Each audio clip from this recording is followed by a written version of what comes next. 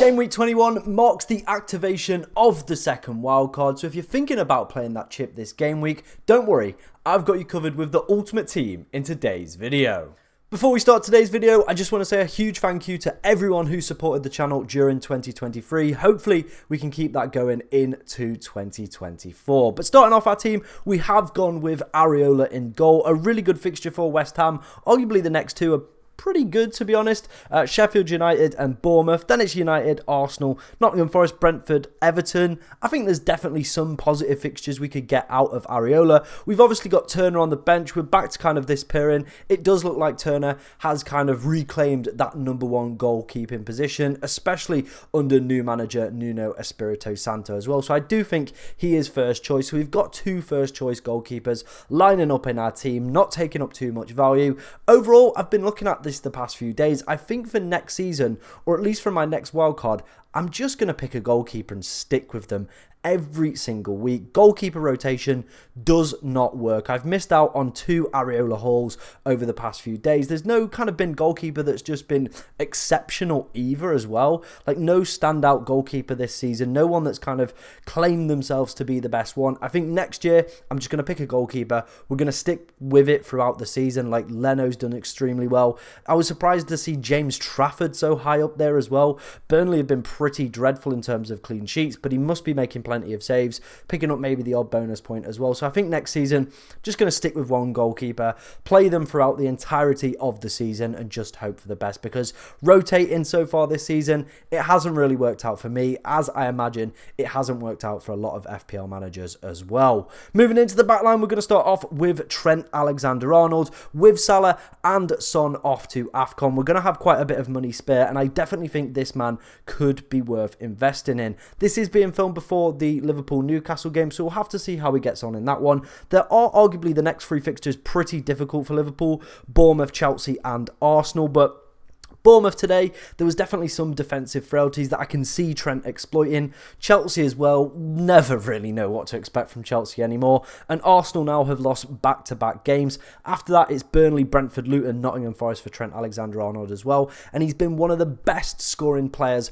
over the past 5 game weeks as well. Has been absolutely exceptional, arguably justifying that steep 8.4 million price point. I brought him into my team this week, so I'm hoping for some positive stuff, but there aren't too many kind of standout defenders this season, and I think with Trent just being very consistent at picking up attacking returns and some clean sheets along the way, with Liverpool now having the best defensive record in the league, I do think for the next few weeks, while Son and Salah are still away, he definitely represents good value on a 21 wildcard. Moving on to a player who I absolutely adore, it is Estupinian. It seems like he's back, obviously yet to play in game week 20. West Ham take on Brighton on Tuesday evening, so we'll have to see how he gets on in that one. If he doesn't start, there are players on the bench that potentially could like cover him or come into this side if you wanted to go down that route. Konza with Everton and Taylor with Luton. Both got a really good fixture and you would expect a clean sheet. But Estupinian, he's just got that something a little bit special. 4.9 million,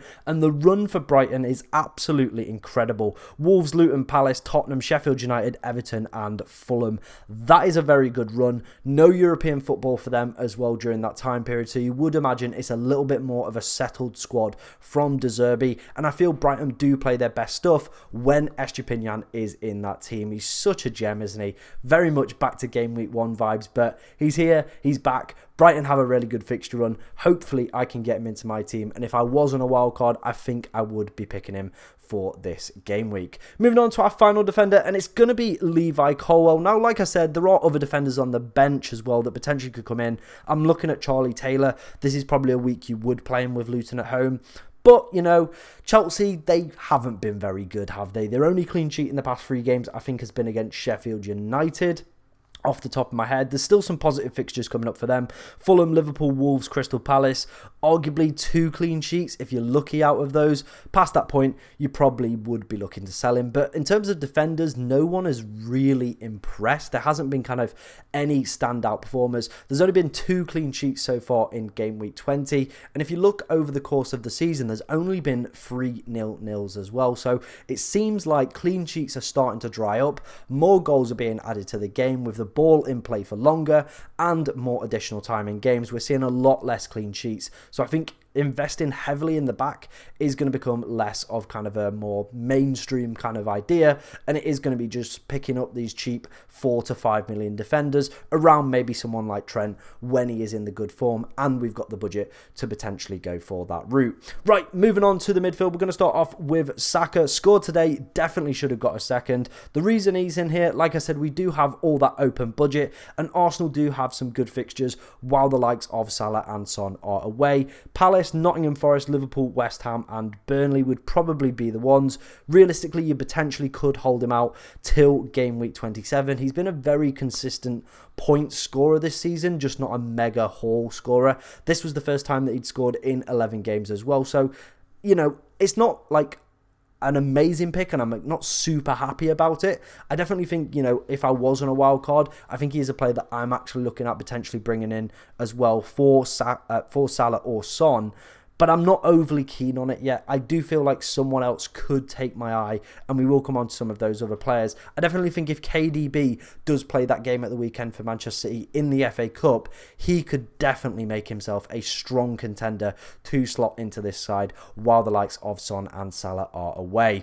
Moving on to a man who I think must be in your team for game week 21, and it is Jarrod Bowen. Again, yet to play this game week, but has been absolutely immense. Good fixtures, like we said, coming up for West Ham, like we spoke about with Areola earlier in the video. My only concern is it does look like Kudus obviously is going to miss game week 20, and then we'll miss subsequent game weeks with Garner on international duty. I think him and Bowen have been phenomenal. Paqueta as well, looks like he's picked up a knock. No Antonio either.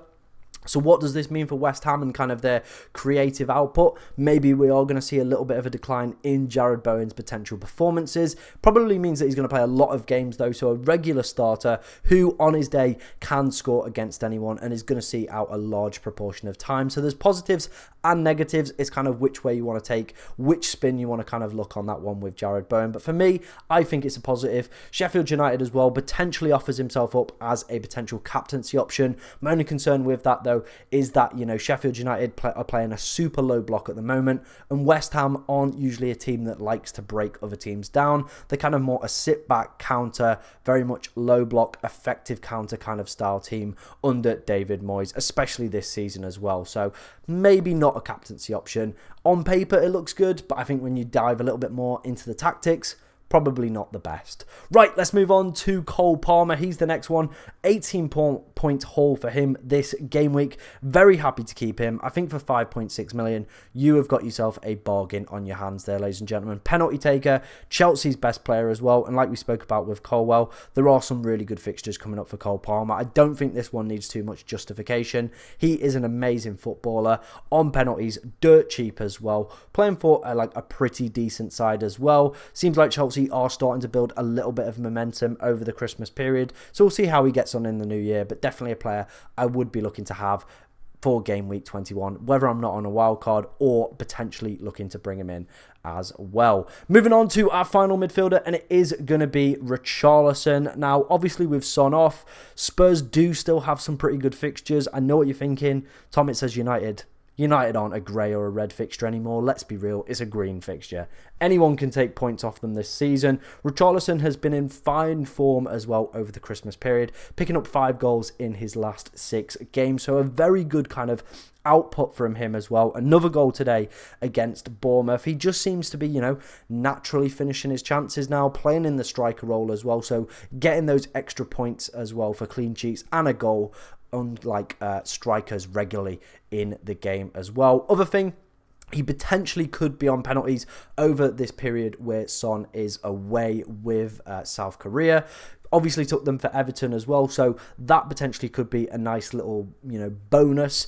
The only concern I do have around Richarlison is that he doesn't quite complete games. I think today was the longest he's kind of seen out a game, so it doesn't seem like he can play a full 90, which is a little bit of a concern. You want your players on the pitch for as long as possible, for the highest probability of them getting an attack in return, but it's not quite working that way for Richarlison. Maddison as well could be back over the next few game weeks. I think he'll be a more popular pick. Very big fan of James Maddison. But at the moment, I would be going for Richarlison if I was on the game week 21 wildcard draft. Right, moving into the front line. Now, this team is in mind that Haaland is going to be back for game week 21 because he's the first forward we're going to talk about. It is Erling Haaland. Now, obviously, he's missed quite a few game weeks with that foot injury that he's been potentially suffering. We are going to get 2 press conferences ahead of game week 21 to find out if he is fully fit or if he's not. If he's not, I think, obviously, rather than redistribute the money, he is going to be back in January at some point, and the next game week in January is going to be right at the end on the 28th. So I think he'll be back for that week at least. You'd at least hope that Haaland will be back for game week 22. So I think I still would probably either bring him in this week or just go for Julian Alvarez this week, because he's going to play in Haaland's absence, and then go to Haaland next week. But I still think he'll be back at least for game week 21 or 22, so would be a player I would be considered to at least have on, or at least have a very clear and defined path to get back to him for game week 22 if he does miss out on that one.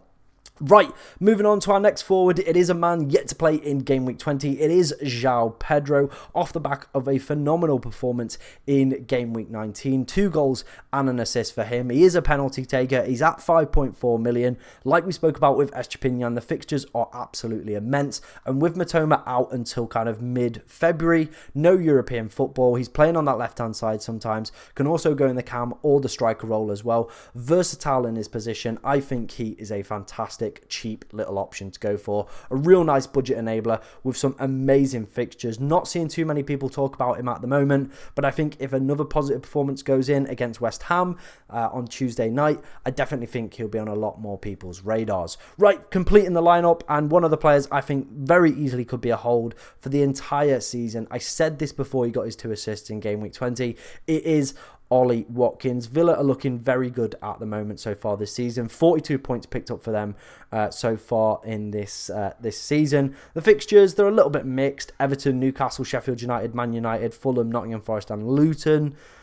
But I just would be keeping Watkins. He's a very reliable asset. Even when he does blank, you know, he's still involved in plenty of things. Still Villa's main kind of focal point as well. So he would be a player I would be very happy to have and hold for the remainder of the season. So if you've not owned him or want to get him in for 21, he would be a player that I would be looking to potentially get. Right, let's have a quick run through of the bench before we finish up today's video. We've got Turner in goal. Like I said, Areola Turner, it is what it is. We're going to end up with a goalkeeper playing at some point, so we'll just roll with that. In the midfield, we've gone for Garnacho, cheap 4.8 million midfield option. Obviously, in a few game weeks' time, we're all going to be clambering back to Salah and Son, and we need a cheap kind of enabler to get this, you know, the rest of this team, Haaland, Son, Salah, back in, and I do think Garnacho does offer that. And with the likes of Solanke performing extremely well over the past few game weeks, João Pedro in this team as well, I think a lot more people are going to be switching to that free striker formation.